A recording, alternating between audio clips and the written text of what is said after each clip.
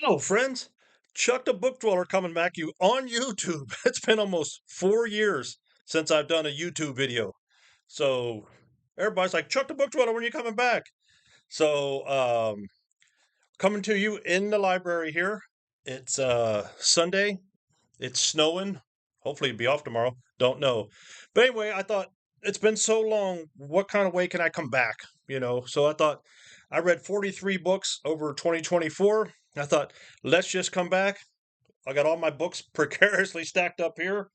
The one I started for this year. And I got a big announcement at the end of this video. So if you get sick of looking at my face, go to the end for the big announcement. So I got uh, my wife and I do Aurore Press here in Cincinnati, and we've got a big one coming up. So anyway, we're all here for the books. Maybe me. I don't know. It's up to you to decide. But anyway, let's seeing as it's snowing, let's get started with them. I have my list in front of me. How many, what I read, and how many stars I gave it. I'm not going to make too many comments about 43 books, and I want to save time at the end for the big announcement. So let's get started. The first thing I read in January was, oh, by the way, just so everybody knows, it's been a long time. I don't edit. So what you get is what you get. So here we go. First book I read was Stephen King, Rose Matter. I gave that one 2.5 stars. It's a Stephen King book. It started out so great. Then he got into the fantastical elements, and it just, I don't know, it just kind of shit it out. You don't get too many 2.5 stars out of five. Everything's out of five. But would have been a great book if it was edited 100, 150 pages. So anyway, Rose Matter. Next up, one of my favorite writers of all time, Richard Matheson, Earthbound. Richard Matheson's 5 stars just because he's Richard Matheson. But this is kind of a ghost story. Pretty good.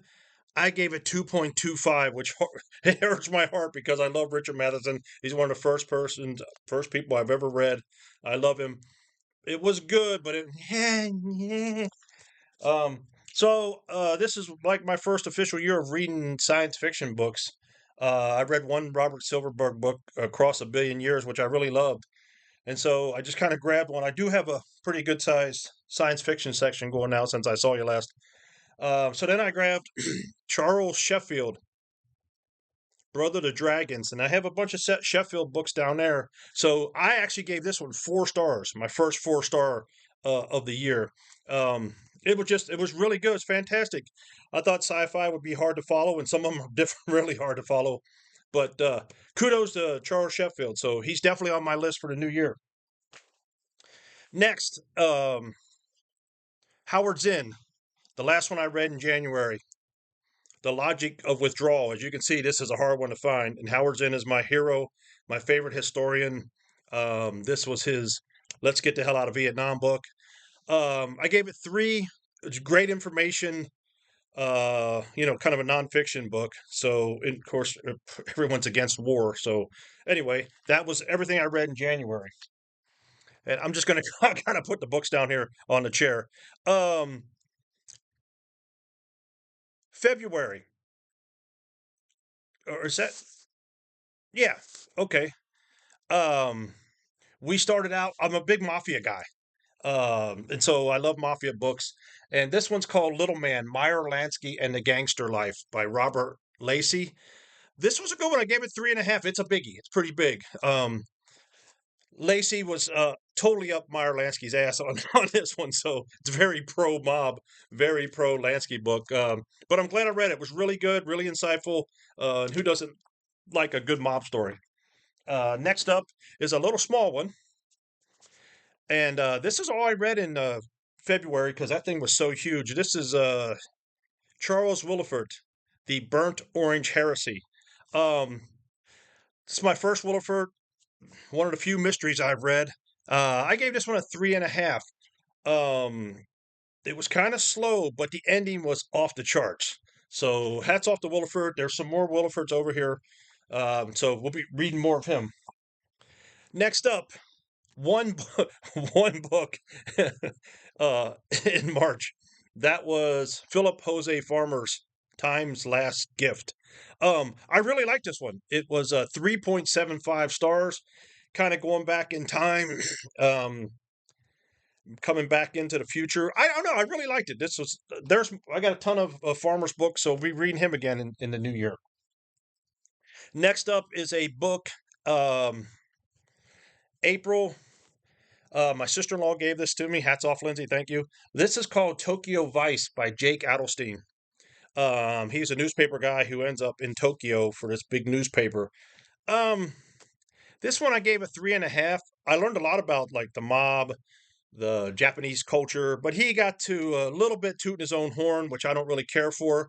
But still, good read, interesting read, nonfiction book there. Next up, I went over to the mystery section again, and I thought, I'll read a Raymond Chandler. It's about time for me to start reading some stuff like that. So I read The Little Sister by Raymond Chandler. Um, Probably a 2.75 stars on this one. Probably not the best place to start. It was just a little, yeah. So, yeah, there's more. We'll get some more mysteries going eventually. And then the last one I read in April was one of the old tried and trues, Edgar Rice Burroughs, the writer, Frazzetti cover on there. I like this one. I gave this one 3.5 stars. Kind of a short, small one, but I like all the Edgar Rice Burroughs stuff that I've read. Kind of a standby. Then we get into May. This was Mayhem. This was a little read along thing I did. This was all horror in May, so I called it Mayhem. I don't know. First one I read was by K. Trap Jones, The Drunken Exorcist. I gave this bad boy 4 stars on Aurore Press. Not going to get too far into it, but you can kind of tell it was pretty messed up. So, 4 stars. Then everybody might recognize Jeff Strand. He's been around. Casket for Sale, Only Used Once, an Andrew Mayhem thriller. Mayhem, or Mayhew. Mayhem. What kind of name is that? Anyway, this book was all over the place. It was great. Fast paced, just total madhouse. Would have made a great movie, too. Just all kinds of crazy shit happens. I really like this one. I gave this one 4.5. So that's my first 4.5 of the year. So good for you, Jeff Strand. Next up was Killer Lake by W.D. Gagliani and David Benton. Gagliani, I have one of his werewolf books. This is on Deadeye Press. This is another one. Kind of bizarro, really good story. Really enjoyed it. This was a 4. So we're kicking ass in April. Moving along, this was just some random pick I picked off of my shelf. This is called Grape City, a melodrama by Kevin L. Donaghy. I gave this one a 3. This one was, I don't know, it was good. I enjoyed it. It was just kind of goofy, Eraserhead Press, bizarro type stuff. Still good. Next is another one. I dropped my books. That might happen more than once or twice because they're precariously set up on another books on books. But this is Liquor by Michael A. Arnzen. And look at his back cover. Excellent, excellent book.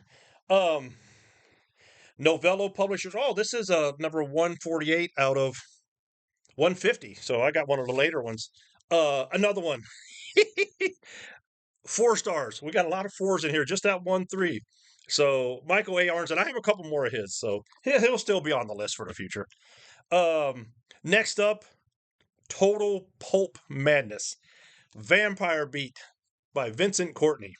He got a vampire detective cop. It would be like a low budget B horror movie in the 80s. Totally enjoyable, totally fun. What did I give this one? Another 4-star read. So all these horror books, I just love them. This was just pulp. It was fun. What an absolute good time. And then we finished up Mayhem with one of the all-time masters, Richard Lehman. Out Are the Lights.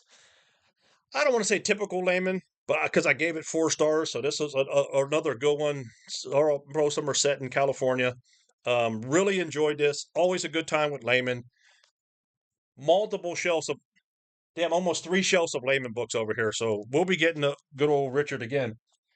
And then we get into June, which is June on the Range, another prompt or whatever you want to call it. So I decided it's time for a boatload of Westerns. So to start off with, what a great way to start it off. Tabor Evans, Long Arm, number 1. Um, Adult Western, I guess you could say. A little heavier on the sexy stuff, but gritty, violent. But overall, a kick ass story. 4 stars. I loved it. I love Westerns and always wanted to read this series. I got a bunch more, obviously not in order because there was like 300 or 400 of these bad boys. But what the hell? Good stuff. Next, The Noose. And this is by Wayne D. Overholzer. The Noose. I gave this one 3.5. I can't remember what all these books are about. You could tell that the the weather's changing by the way things are looking here, and the snow's still coming down. It's gonna be rough. It's gonna be rough. Good thing we got food. The Noose, another one, still good. I think all these westerns are pretty good. 3.5. Next up, Sliphammer by Brian Garfield. You might recognize that name. He did Death Wish, and I think I have a couple more of his over there. So the Sliphammer, we gave a 4. Another good Western. I mean, I love this genre. You know, you get some kick-ass books on here. So that was keeping it going. We're kicking ass here. Next this is an oldie. Will C. Brown, Sam Bass and Company. I can't hardly remember what this one's about. 3.75. Not bad for something I can hardly remember what it's about. So there we go. Uh, all good westerns. I just kind of arbitrarily picked these off. I got a whole big shelf full of westerns. Next, you might recognize this guy, Al Sarantonio. I've got a bunch of his horror, a lot of his sci-fi. This one is called West Texas, 3.5 stars. Still good, still a good western story. So my arbitrary picks were actually paying off. The next one is 3.5 stars. Luke Short, The Last Hunt. I enjoyed the hell out of this one too. So the June on the Range, pretty damn good. I really enjoyed it. Next up, we get into Sci-Fi July. Um, so now I've started to get into sci-fi. I mean, I've got a boatload here just since I saw you guys last. So the first one I read was, and I watched a lot of YouTube channels, Book Pilled, The Outlaw Bookseller, Sci-Fi Reads. There's Ira's channel, a whole bunch of sci-fi. Just trying to figure out what the hell I was doing reading sci-fi. So this one is called The Last Castle by Jack Vance. It's kind of a high fantasy sci-fi-ish, dying earthish. I gave this one 4.25s. It was fantastic. I think Vance has got a huge vocabulary. He starts a little rocky and then it goes great. We'll get back to this book because it's an ace double. So there's another book on the other side. But we're going to get back to that at the end. Then my wife Betsy read this. She absolutely loved it. Suggests every H.G. Wells, The Island of Dr. Moreau. I still want to see the movie with the big guy in it. But Marlon Brando was in that. So we haven't been able to find that on streaming. But this is one of those little perma-bound, I guess they call it, from when we were in high school. So I really enjoyed the book. I really enjoyed reading this. 3.75 out of 5. Next was another of a heavy hitter that I didn't know much about, never read. And this one is Frederick Pohl, Outnumbering the Dead. I gave this one 3.25. It's kind of a short hardback. Can't remember where I got it. But it was still good. It was relatively easy to follow. I enjoyed it, so I got a bunch of Frederick Pohls right here. So we'll be seeing more of Mr. Pohl in the future. The next one is the first time I've read Brian Aldiss, British writer. Wasn't for sure where to start, what to do with him, but this is the Saliva Tree, and this is a double-sided one, which we'll get to the other side in a minute. I actually gave this one 4 stars, so I have a bunch more of Brian Aldiss in the future. And then the last sci-fi one I read for Sci-Fi July was Robert Silverberg, Born with the Dead. Um, like I say, I read Across a Billion Years. I really loved that. That was previous. This one was, I gave it a 3. It just didn't kick my ass. But right in front of me here is a whole row of Robert Silverberg. So there'll be more of Mr. Silverberg coming in the future. Next up, August. One book in August. But it's my book of the year. 6 novels. So I counted all 6 of these because it's 6 novels thrown into one. And holy shit. 5 stars, my book of the year. Blackwater by Michael McDowell. Holy shit. A cool wraparound cover. Southern Gothic, um, horror-ish, kind of supernatural. But man, you know what it did? It sucked me right in. Holy shit. Book of the year for me, 5 stars. I've got several other Michael McDowell's, but hats off, man. I was just drawn in. I couldn't put it down. That's close to 800 pages, the biggest one I've read of the year. So it took me a whole month to read it. But yay, Michael McDowell and Blackwater. Kicked major ass. Get into September. Um, my wife read this book years ago. I started following this guy's channel not too long ago. So if you get a chance, check him out on YouTube. His his YouTube channel is fantastic. I just love, and that's Scott Bradfield. And this is The History of Luminous Motion. Um, like I say, I've got a couple other ones. I just love his channel, and he seems like a cool guy. I really enjoyed this book. 4 stars. It was pretty cool, something totally different. I really enjoyed it. Then to what did we read after that? Okay. Next one. I actually spoke to this man years ago when we lived in San Francisco. When we first got a computer, I looked his number up, and his wife answered. I actually spoke to him. This was Ed Gorman. And right over there, I've got like 50 Ed Gorman books. So we'll get back to Ed later in the year. This one's Shadow Games. 3 stars. It's about a teenage kid in Hollywood. I don't know if that kid was related to Gorman, but supposedly there's some truth in there. But I love Ed Gorman, and I enjoy everything he writes. So 3 stars for Big Ed. Rest in peace, Ed Gorman. Then we get into October. October again. I wasn't reading crazy, but I did get 2, and I like both of them. The first one was Ray Garton, Nightlife, sequel to Live Girls, which one of the first horror books I read way back when. That was a kick-ass book. This one I gave 3.5. Wasn't as good, but still pretty good action, good vampire stuff. Not a bad little sequel. I like, of course, R.I.P. Mr. Ray Garton, super guy. Was easy to correspond with, just a likable guy. Got a couple books signed from him just by being on the internet with him. California, sweet man, a great writer. Should be in every Hall of Fame that there possibly is. And the other book I read in November was, October, was Depraved by Brian Smith. Got some Brian Smith books right here, so we'll revisit him. The ones, well, I already read some of them. This book, you have to be depraved to write this shit. There were so many characters in this damn thing. It was kind of hard to bring them around. So I gave it 3.25. But Brian Smith, awesome. Still look for more of his books. I have a bunch. Still a crazy ass fun read. So good for you, Brian Smith. So that was only 2 in October because I'm a relatively slow reader. Now we're shooting into November, and I only read 2 in November. The first one I read is actually from a friend of mine here in Cincinnati. Great dude, hell of a guitar player. So the dude can write, play guitar, do it all. This is his book. He's got a new one coming out. Let me see if I can get that. There it goes. The Chief of Birds by Michael Templeton. Mike. It's a memoir about a rough period in his life. It was kind of tough to read, man. The dude laid it on the line, man. Mike's a smart son of a bitch. So, this is a small book, but man, you talk about packing a punch, man. Pow! Now I'm not even talking about a wrestling punch. Pow! So hats off to Mike. Kick ass, Mike. I hope to see you soon if you're watching this. And I'm looking forward to your new book.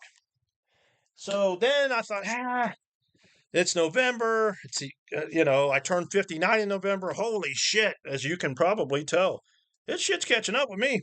I thought I'd switch gears and read a history book because I got a whole section of history books over here. So I picked up this one by David O. Stewart, which I have a bunch of his books. And this is The Summer of 1787. There, you can see it a little better. As you can see, it's all about the Constitutional Convention, and you get a little insight that's, they're the founding fathers. Whippy do, not a diverse group of people. Madison, kind of a dick. Hamilton, kind of a dick. Jefferson wasn't there. Franklin, old man at this time in his 80s. So it was pretty enlightening, man. Just it was set up by rich white men, and guess what happens? It's still set up for rich white men. So anyway, I gave this one a 3.25 only because these history books tend to get a little bit boring. But still, I enjoyed it. Pretty informative. Then we get into December. Wasn't sure what I was going to read. End of the year, holiday. I thought, let's go back to some sci-fi books. So the first one I read in December was Brainwave by Poul Anderson. Man, what a concept. Started out, I was like, wow, I picked a good one. This is going to kick total ass. But I gave it 2.5. It just kind of went, wow. Oh, pretty good ending. So there again, we got a bunch of Poul Anderson here. We'll get to him. What a kick-ass cover. Minimally had something to do with that. Um, then I picked one up at Second and Charles up in Dayton, just because I've heard of this guy, Brian Stapleford, Journey to the Center. A nice little sweet hardback, man. I paid $3.50 for it. But I gave this one a 2.75. There again, it kind of started out pretty cool, and then, so anyway, but a new writer, new experience, still a good book. I liked it. And then the last thing I read for the year was, I told you about this Jack Vance book, The Last Castle. Well, we flipped it over and the Dragon Masters was on the other side. Man, this one started out Vance's, and then it went up and it kind of, so the last book of the year I read was a 3 stars. So that was a total of 43 altogether. And then Christmas came, and my sister-in-law visited from New Jersey, and she always trying to buy me books, which she does.